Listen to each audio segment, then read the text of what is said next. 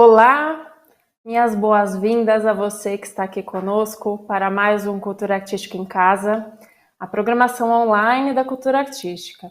E você pode nos acompanhar pelo canal da Cultura Artística no YouTube e também pela página da Cultura Artística no Facebook. É só entrar lá, facebook.com/Cultura Artística, ou também pelo canal da Cultura Artística no Instagram, @Cultura Artística. Siga os perfis todos, as redes todas, para que assim você fique conectado à cultura artística e receba todas as informações de programação e esteja sempre sabendo de tudo que vai acontecer. Nós sempre temos trazido aqui no Cultura Artística em Casa novidades na programação mensal e nesta semana não é diferente. Amanhã, às 19 horas, nas redes da Cultura Artística, também teremos um outro evento, um recital online do Dulce Siqueira Lima. Esse recital era para ter ocorrido como abertura da série de violão 2020 da Cultura Artística, mas devido à pandemia e às medidas todas de isolamento social, ele teve de ser adiado e vai acontecer amanhã, então não perca.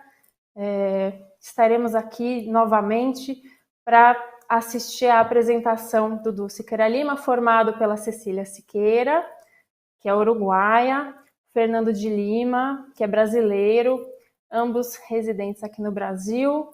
Este duo é formado desde 2006 e nesses 14 anos de caminhada, eles já receberam diversos prêmios nacionais e internacionais, tem uma carreira de muito prestígio, tanto aqui no Brasil quanto no exterior. E eles trazem um repertório bastante interessante na noite de terça-feira, na noite de amanhã. E para conversar sobre esse repertório, está comigo aqui hoje o Daniel Murray, ou Daniel Murray. O Daniel deixa a gente escolher qual versão de sobrenome a gente gosta mais.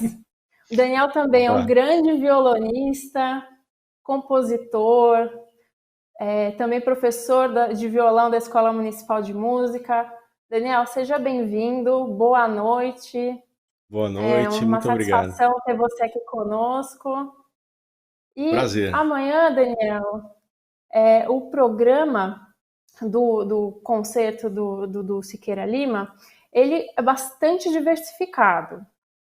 Tem obras de Villa-Lobos, então as Baquianas número 4, depois temos uma obra de Debussy, Arabesque número 1, duas sonatas de Scarlatti, uma obra do compositor espanhol Ernesto Halffter, a Dança della Gitana, e para concluir temos alguns compositores brasileiros, André Memari, o Dominguinhos Encontra Gonzaga, do André Memari, que vai ser interpretado pelo duo, e também duas composições do próprio Dominguinhos, o Lamento Sertanejo e o Nilopolitano. E um aspecto bastante interessante desse repertório que o Dulce Siqueira Lima escolheu para apresentar aqui na Cultura Artística é que grande maioria dessas composições é de obras para piano que foram transcritas para duo de violões pelo próprio Fernando de Lima. E aí, você como violonista, compositor, né, vai poder falar para a gente sobre um aspecto que é bastante interessante, que é a questão da transcrição em si, né, de obras, no caso aí das obras para piano, transcritas para duo de violões, e dessa atuação também, né, do violonista, que é uma atuação também que é bastante conectada com a atuação de compositor. Então, os violonistas têm uma proximidade muito maior, né, e falando aqui a partir da minha área, né, da minha perspectiva, né, de pianista de formação clássica, o violonista ele tem sempre uma conexão muito maior com a área da composição. Então, os violonistas, você mesmo, né, sempre procura um caminho autoral, além de interpretar os grandes compositores. Então, conta pra gente um pouco, né, dessa relação entre o violão, a composição, as transcrições para violão também. Eu acho que a gente vê muito, né? Primeiro que é já é uma tradição histórica e algo que vem passando também de violonista para violonista, né? Essa coisa assim meio de pai para filho com os professores, né? E as transcrições dos grandes mestres que os seus discípulos aprendem e passam para novos para uma nova geração, né? E então isso é algo que eu acho que vem acontecendo já há bastante tempo no violão. E a questão de transcrever, né? Que a gente estava falando um pouco de transcrição também como quase como uma tradução, porque é você passar a música para um outro meio, né? Uma música que foi feita para uma que na imaginação do compositor serviria perfeitamente para um determinado meio, onde se extrai determinada sonoridade, né? Ser traduzida para outro meio. E um outro elemento interessante para a gente discutir é que, como muitas vezes, mesmo a gente escrevendo ou tocando, porque acho que compor, na verdade, e interpretar, de um certo ponto de vista, tem uma conexão muito forte, porque a imaginação da sonoridade, né? Imaginar as sonoridades, ou quase que uma premonição que todo músico faz para tocar. Quando a mão vai para o instrumento, você já tem um som dentro, algo que vai, algo que se pretende, né? Que não são só notas musicais, mas que tem a ver com o teu ideal de sonoridade também, né? Com as tuas referências de sonoridade de músicos que você escutou e tal. Então essa influência que eu acho que é muito rica, né? A mistura disso tudo que a gente vive com a música, né? Que a gente vivencia, de coisas que nos emocionam, né? Elas vão ficando lá dentro e isso vai sendo costurado com você quase que de uma maneira assim, vira parte, né? Como se é uma slime, assim, uma geleca que vai virando de uma outra cor, certo? Então, eu acho que nesse sentido acontece tanto na interpretação quanto na composição uma, uma, uma premonição da sonoridade que se pretende, né? E aí na transcrição, talvez, ou nas adaptações que você pode fazer de um instrumento para o outro, ou nas orquestrações, por exemplo, orquestrar uma peça para um instrumento solo, né? Muitas vezes, quando a gente está tocando uma determinada peça, a gente pensa, na nossa cabeça tem uma orquestra tocando, né? E aquilo nos ajuda a mostrar as diferentes vozes, a dar um colorido diferente, mas não quer dizer que tem uma orquestra de fato tocando. Mas nada impede que você, a partir dessa imaginação de uma orquestra tocando, faça uma orquestração daquela peça, por exemplo, né? Então essa coisa que era interna e que servia para um propósito de interpretação num determinado meio, vira uma coisa que é uma partitura para vários instrumentos, por exemplo, né? E aí acho que na transcrição ou na adaptação de coisas de repertório pianístico para duo de violão, né? É, é uma coisa muito interessante que acontece, porque como a gente vai poder ouvir amanhã, né, ter esse privilégio de ouvir o Dulce Queira Lima tocando esse repertório, diferentes períodos e diferentes imaginações de sonoridade do piano, né, vão ser exploradas nesse outro meio, onde você tem dois violões, onde você tem também uma espacialidade, onde as frases podem passear realmente, quem estiver ouvindo, se for uma gravação externa, podem passear de um lugar para o outro, como a gente ouve um pouco na Arabesque, que a gente estava falando, né, do Debussy, na versão do duo, e outras coisas, por exemplo, que são exploradas, talvez na escrita da Dança de la Gitana, né, que a gente escuta tão bem a coisa da percussividade, do sapateado, para mim, ela já remete rapidamente a coisa do flamenco, né, a música tradicional espanhola, andaluza, e então como isso pode ser explorado no violão. Então acho que é muito interessante para quem tiver o prazer de frequentar esse concerto amanhã, também tentar ouvir as outras versões, né, possíveis, a orquestral, a pianística, né, ou diferentes interpretações, e entender o que foi criado ali, porque é uma mágica muito grande quando você consegue realizar uma transcrição que é absolutamente tocável, né, que é perfeita para se tocar, para se interpretar. Claro que é tudo muito difícil, tem muito ensaio, não sei o quê, mas a coisa anda, né? A gente diz assim, a coisa anda, funciona, né? Então a gente sente, a gente que é músico, a gente sente quando uma coisa funciona, né? Você estuda e aquela coisa você vai tirando cada vez mais música dali, você fica mais à vontade com aquela determinada escrita, né?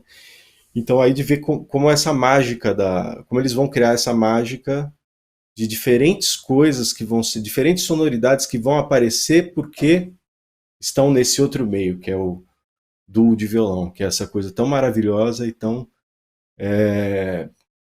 consagrada e tão original também, né? E que sempre vejo aí nessa questão que você levantou dos violonistas também, uma vontade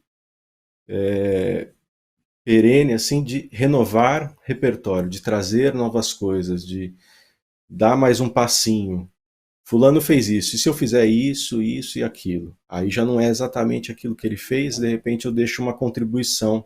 É como se fosse uma montanha de pedrinhas assim que você vai botando uma em cima da outra. Então, se você achar um lugarzinho onde você pode, né, colaborar ali com uma coisa, eu acho que aí entra muito essa questão do repertório, tanto tudo na música, né? Tanto na interpretação, quanto na composição, quanto nas transcrições, enfim. Eu acho que a gente está sempre buscando nesse universo tão imenso que é a música, onde se parece que tudo já foi feito, né?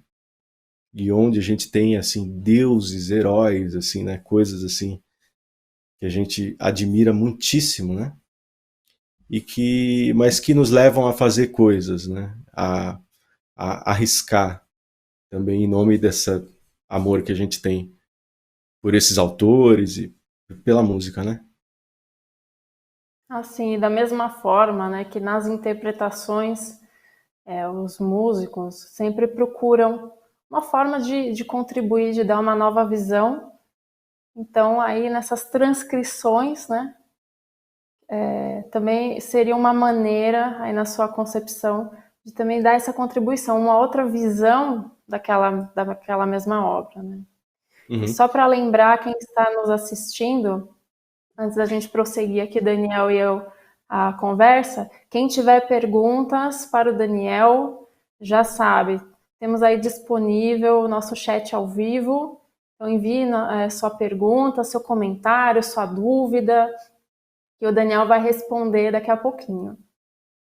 Daniel, uma outra questão importante também, você tinha preparado a nota de programa Uhum. do recital presencial do Siqueira Lima, e essa nota de programa continua existindo, né, para o recital de amanhã. Também lembrando a todos que ela está disponível no site da Cultura Artística. O programa do recital do Siqueira Lima de amanhã está lá. Vocês podem, então, ler o texto que o Daniel preparou, especialmente para a ocasião. E prosseguindo aqui a nossa conversa fantástica, então, Daniel, como que você enxerga, né, essa questão do violão e do piano? A gente, antes de entrar aqui ao vivo, a gente conversou bastante sobre isso, né? Dois instrumentos tão importantes, né? E aí falando no contexto aqui brasileiro, instrumentos protagônicos, né, da música, enfim, as pessoas conhecem, né, é um instrumento de muito apelo, de que todos gostam. Então, como você enxerga, né, o porquê da escolha, né, de composições para piano? Tem uma escolha que se conecta com o próprio repertório do instrumento piano, ou você enxerga também que tem uma conexão com os instrumentos em si? Eu acho que tem certamente um apreço muito grande, né, dos músicos, dos violonistas pelo repertório do piano também, né? E porque enfim, para quem toca violão, né, é uma maneira de você frequentar outros compositores que não escreveram para violão, que infelizmente não escreveram para violão, né? Como é o caso de alguns nesse programa.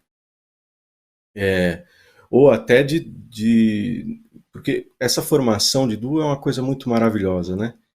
Então, se existem algumas coisas que de repente, algumas transcrições que seriam pouco viáveis, vai, para violão solo, né? Quando você tem duo, você multiplica é, essas possibilidades, né? De interpretação, de sonoridade e de realização do texto, né? Tanto na possibilidade de seguir fielmente o texto original, porque tem uma brincadeira aí boa também de se fazer, que você tem dois violonistas, mão esquerda, mão direita, né? Tem uma brincadeira boa aí.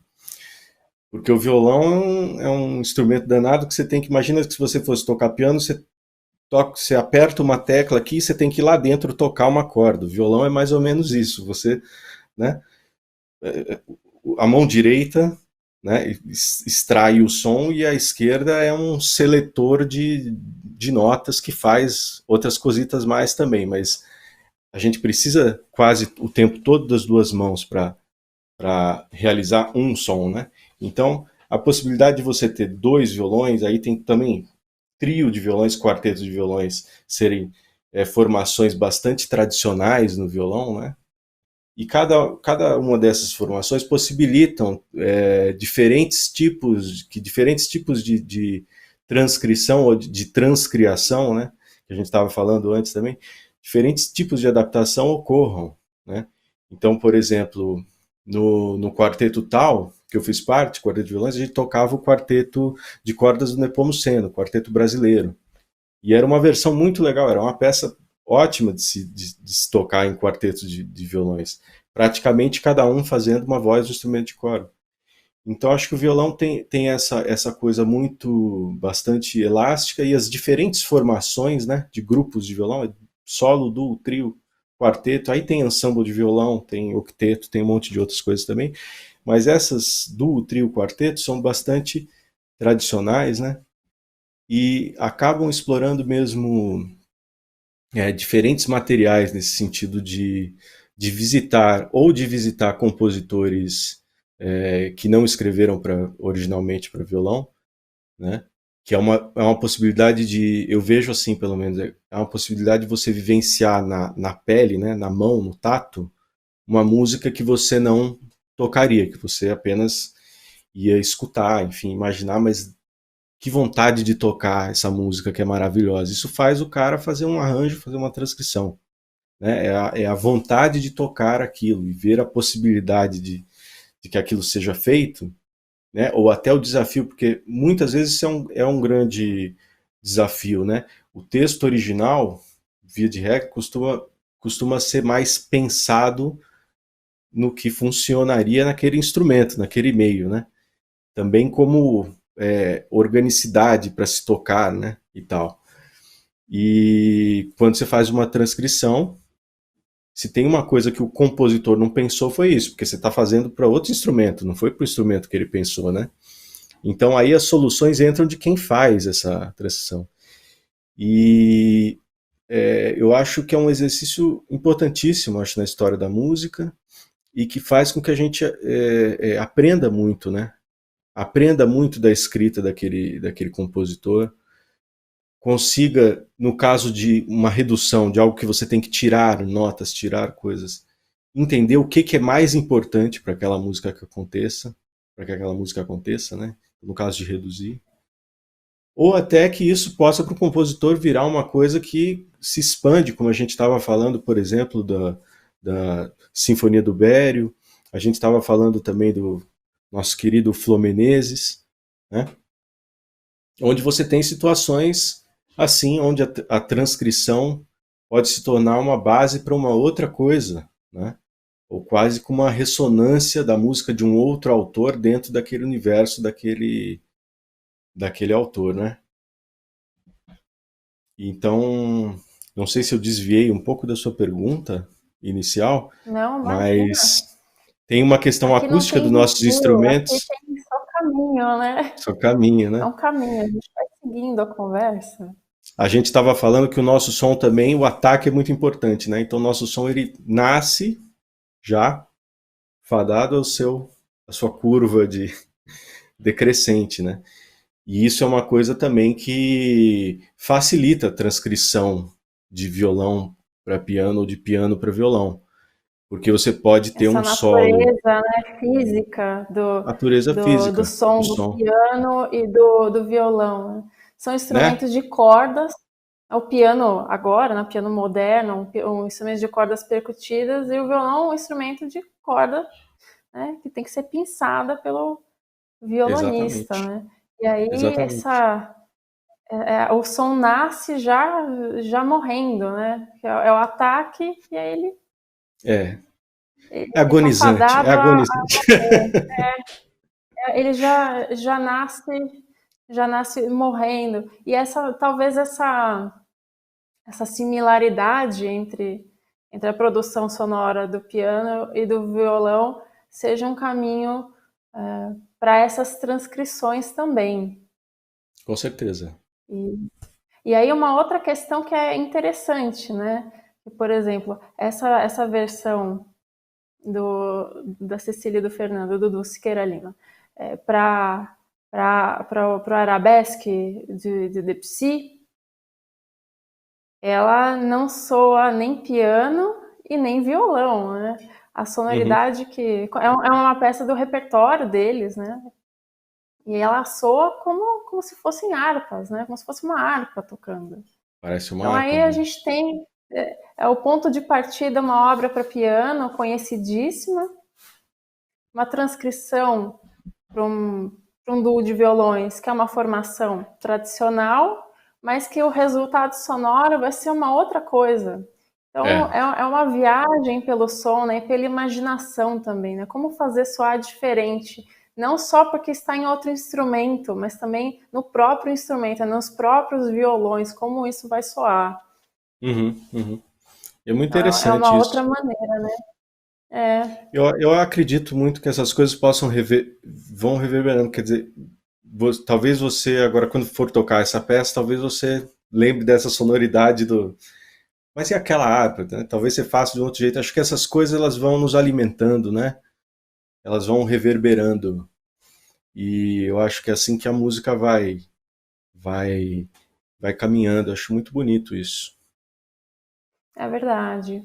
E aí tem uma outra questão que o repertório do Siqueira Lima suscita, que é justamente a conexão do violão com, com movimentos e com pensamentos musicais de afirmação da nacionalidade. Então a gente tem aí no repertório, temos Villa-Lobos, né, compositor modernista, marco aqui, né, considerado um marco do nosso modernismo e uma grande figura, né, como compositor nacionalista. Temos o Halfter também, compositor espanhol que foi aluno do De Falla, ligado ao nacionalismo espanhol, essa afirmação, né, do que é a música espanhola também.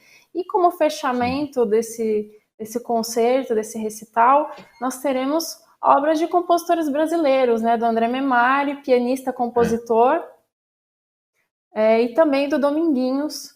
Então, como você enxerga também, Daniel, essa conexão do violão com a identidade nacional, com essa busca, né, por uma expressão nacional, por mais que tenham várias discussões, né, no ponto de vista acadêmico, falando o que é nacionalismo, o que é música brasileira, mas essa conexão, né, na verdade, com o que é pensado como música do povo, né? Como Uhum. você enxerga isso? Né? Eu vejo assim que eu acho que, e a gente estava falando um pouco disso antes, é que os nossos instrumentos, né, e os instrumentos de uma maneira geral frequentam diferentes meios, né, e participam de diferentes celebrações, diferentes festividades, diferentes formas de viver a música, né. E eu acho que em cada um desses lugares vão surgindo coisas, vão surgindo técnicas, né, vão surgindo maneiras de tocar e, e estéticas, né, ligadas a resolver determinadas situações, né, caminhar mais para um lado, caminhar mais para o outro. E eu acho que só que tudo isso, na verdade, é algo que é extremamente enriquecedor e que a gente deve sempre buscar essa riqueza, porque é uma riqueza de música. A música é uma riqueza, é um negócio absurdo, né? E cada lugar onde você pode ver o seu instrumento, ele vai ser tocado de uma maneira completamente diferente, né? Então, violão tem tantas técnicas, tem tantas escolas, né? E às vezes vai ficando um negócio também tão especializado também, vão se distanciando como se fosse ilhas, sabe? Uma ilha que vai andando para cá, outra para lá. E aí acontece uma coisa muito engraçada, porque às vezes tem dois caras que tocam o mesmo instrumento, mas eles não conseguem tocar juntos. Porque são técnicas tão diferentes, as músicas são tão diferentes que é como se fosse outra língua, só que é o mesmo instrumento, né? Então, isso é uma coisa que eu fico, pelo menos é a minha maneira de ver, assim, é uma coisa que eu fico me questionando, assim, é interessante conseguir, até certo ponto, vivenciar um pouquinho as diferentes escolas, né? E, e mesmo que seja apenas escutando, quer dizer que não dê para você tocar exatamente aquilo, porque, enfim, a vida é meio curta para a gente fazer todas as coisas que a gente gosta, né? Mas é muito enriquecedor. Eu acho muito mais enriquecedor admitir, né, essa grande diversidade de cores, de maneiras de tocar e maneiras de fazer música, né?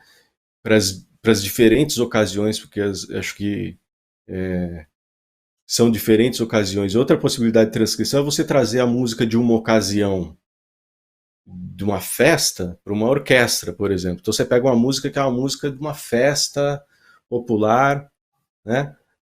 E que ali aquela música é absolutamente corriqueira, assim, no sentido de normal, adequada, mas você pega aquela música e bota num outro lugar, aquilo soa completamente diferente. Seria como pegar uma, uma obra eletroacústica e tocar no meio da festa do Divino. E você pegar a festa do Divino e botar no meio do concerto de música eletroacústica. Sei lá, falando assim, dando um exemplo meio maluco. Mas e acho que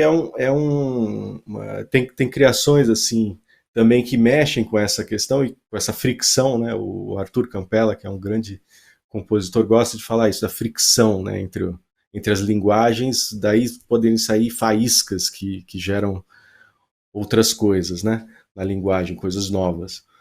E então acho que para uma longa discussão assim e de coisas muito interessantes, realmente. Então é isso, né? Essas conexões entre repertórios, né? Muitas vezes tentamos organizar, né? Música clássica, música erudita, e aí o violão é um dos instrumentos que melhor nos mostra, pelo menos a partir do meu ponto de vista, né? Mas tá, o recital de amanhã traz isso também, né? O violão é um instrumento que nos mostra que essas fronteiras elas podem ser dissolvidas, né? E tudo isso pode ser visto de uma outra maneira também, né? Uhum. Então, nesse sentido, vale a pena a gente pensar a respeito, né? E pensar a partir do recital de amanhã. Muito bom. Daniel, você Temos gostaria de perguntas? Hein? comentar mais alguma coisa? Não, Temos só aqui alguns comentários, mas convido a por todos enquanto, mesmo para a não perder esse recital, porque vai ser uma coisa linda, maravilhosa. isso aí. Eu gostaria de te agradecer, Daniel, pela presença aqui, por pela sua experiência, né, ao violão. e trazer aqui para a gente essas ideias interessantes. E muito obrigada mesmo. E amanhã Obrigado. eu gostaria de lembrar a todos, né, que nós estamos aqui falando sobre o programa do recital do Dudu Siqueira Lima, que vai acontecer amanhã às 7 da noite, nas redes da Cultura Artística. O programa do recital está disponível no site da Cultura Artística, você pode entrar lá e já olhar o programa da noite. E nós convidamos a todos que estão aqui para estar conosco amanhã, às 7, e vai ser um concerto fantástico, com um repertório bastante diversificado, de transcrições feitas pelo Fernando de Lima, que é um dos integrantes do duo, de muitas obras que são para piano, e uma seleção bastante diversificada, com composições de Villa-Lobos a Dominguinhos. Então estejam conosco amanhã, às 7 da noite. Eu gostaria de agradecer a presença de todos aqui conosco. Até lá, até amanhã.